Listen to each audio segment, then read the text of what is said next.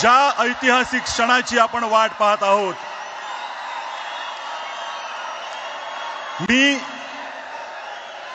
त्या दोन्ही नेत्यांना विनंती करतो, मंचावर यावं आणि मराठीचा आवाज किती बुलंद आहे ते दाखवून द्यावं।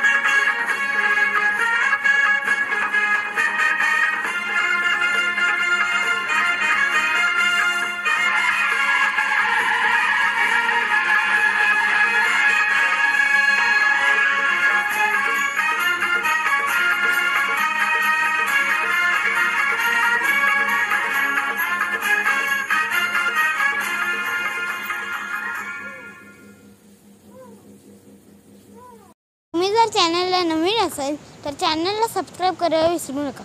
जी बाजूची बेल आयकॉन असेल त्याला नक्की दाबा, आपले नवीन व्हिडिओ बघायला मिळेल।